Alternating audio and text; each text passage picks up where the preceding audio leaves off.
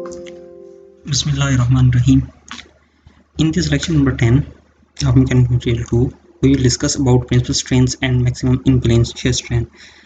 And remember that the derivation of these principal strain and maximum in-plane shear strain is resemblance of principal stress and maximum in-plane shear stress. Principal strains. Like stress, an element can be oriented at a point so that the element's deformation is caused only by normal strain with no shear strain. When this occurs, the normal strain are referred to as principal strain. So when the plane where there is no shear strain, only normal strain exists, that is called as principal strain. And if the material is isotropic means properties of material is same along all axes. The axis along which these strains occur will coincide with the axis of principal stress. So principal strain axis of principal strains will coincide with axis of principal stress when the material is isotropic. To derive it is very similar and easy. We have get this equation in the previous lecture, that is epsilon x prime is equal to epsilon x plus epsilon y by 2 plus epsilon x minus epsilon y by 2 into cos 2 theta plus gamma xy by 2 into sin 2 theta. So for maxima and minima, we will take the derivative with respect to theta. So d over d theta into epsilon x prime is equal to d over d theta into derivative of whole equations. And when we will set this equal to 0 to get the maximum value, and derivative of this, there is no environment of theta, so it will be 0. Here environment of theta is here, so derivative will be minus 2 into sin 2 theta, and derivative of sin 2 theta will be 2 into cos 2 theta. So here 2 was cancels, and angle can be obtained very easily, that is tan 2 theta p for principal strain is equal to gamma xy over epsilon x minus epsilon y, and this is the orientation for principal planes.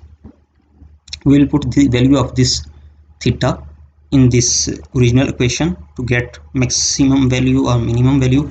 So for that we will, since this is tan theta, and we can draw a right angle triangle having angle 2 theta p, so sine will be the front side, and that is gamma xy, and the denominator will be adjacent side of this angle, that is epsilon x minus epsilon y. By having the Pythagoras theorem,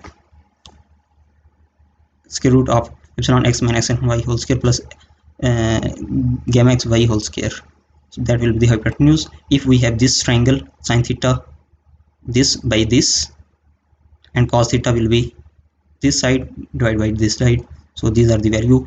We will put these value of theta in this equation.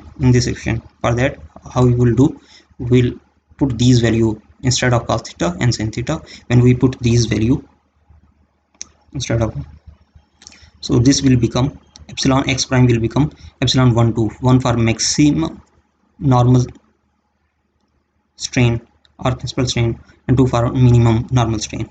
So 1 2, so it is again here, and minus is for negative case. We are just considering the positive case, so for negative that is similar, you have to just write the minus here, rest of the things are the same. So after simplification you will multiply this, so it will be squared up, 2 will remain here.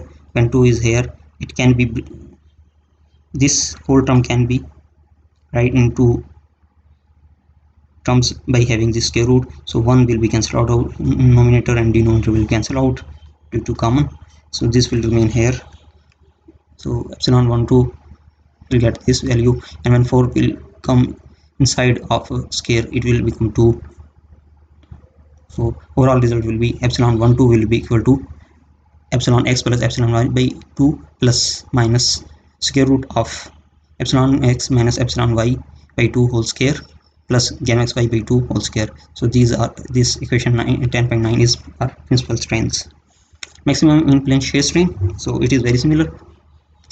Equations for shear strain is gamma x prime y prime by 2 is equal to minus epsilon x minus epsilon y by 2 into sin 2 theta plus gamma xy by 2 into cos 2 theta, differentiating with respect to theta and setting this equal to 0. So we will differentiate with respect to theta. So derivative of this will be 2 cos 2 theta along with minus. Here minus will be sorry, it is sine, so it will be positive, and for cos 2 theta it will be minus, so minus is written here. So we will get the value of tan 2 theta as for shear is equal to minus epsilon x minus epsilon y by gamma xy. This is the orientation of maximum in plane shear strain. And again, to put the values of these theta in this equation, so we should have sine 2 theta and cos theta for this theta s. For that we will again draw a triangle, right angle triangle having angle 2 theta s. So this will be this side, front side, and this side will be the adjacent of the angle side. So and this is right angle triangle. If then applying Pythagoras theorem, the hypotenuse will be epsilon x minus epsilon by whole square plus gamma xy square. So square of this plus square of this, so square will make this positive. Sine 2 theta will be minus this side by this side, cos theta will be this side over this side. So put these value here in this equation. Gamma x prime y prime by 2 is equal to minus epsilon x minus epsilon y by 2 into sine 2 theta plus gamma xy by 2 cos 2 theta. By putting the values of this, so it will be epsilon and this will be gamma. So when these will be multiplied squared, this is common, so it is written here 1 by 2 is common of all.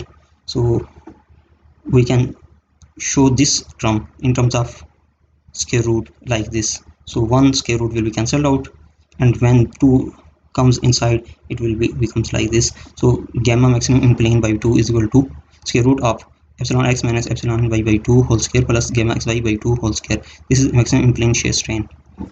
So this is very easy lecture, and it is very similar to for the case of stress, principal stresses and maximum shear stress. So procedure is similar, that's why we have covered it very easily. Thank you very much.